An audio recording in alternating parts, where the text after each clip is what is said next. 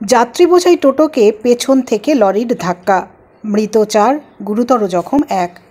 ঘটনাটি ঘটেছে মালদার গাজল থানার শ্যামনগর এলাকায়।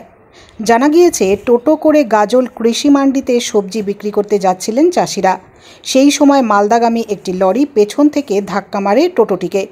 ঘটনাস্থলেই মৃত্যু হয় 3 জনের। গাজল হাসপাতালে নিয়ে গেলে মারা যান আরেকজন। গুরুতর আহত আরেকজনকে গাজল হাসপাতাল থেকে মালদা মেডিকেল কলেজ হাসপাতালে স্থানান্তর করা হয়েছে। গাজল থানার পুলিশ ঘাতক লরিটিকে আটক করেছে। চালক পলাতক।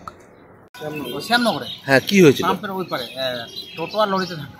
টোটোটা কোথা থেকে আসছিল? লরি টোটোটা আসছিল হাওড়া থেকে মালদা দিকে যাচ্ছিল। হ্যাঁ, আর লরিটাও মালদা দিকে যাচ্ছিল। হ্যাঁ, তারপর আমাকে নিয়ে যায় ক্লিয়ার। কজন মারা গেছে? ওখানে 3 জন ছিল আর একজন হসপিটালে মারা গেছে। মোট কজন মারা গেছে? 4 জন। 4 জন মারা গেছে। এদের বাড়ি হাওড়া। আহড়া না? এরা কি করতে যাচ্ছিল? ওই যে ভেন্ডি বাজারে। বাজারে। ও, ঠিক আছে। 5:30টার দিকে সব চাষিরা ছিল, সব বাজার নিয়ে কাঁচামাল নিয়ে যাচ্ছিল গাজল কিষের মন্দির। টোটোর 5জন ছিল। 3 জন সঙ্গে সঙ্গে স্পট ডেড, একজন গাজল হাসপাতাল পাঠাইছে, তারপর ওখানে মালদা ট্রান্সফার করেছে। কীভাবে অ্যাক্সিডেন্টটা হলো? অ্যাক্সিডেন্টটা হলো, এটা তো আসছিল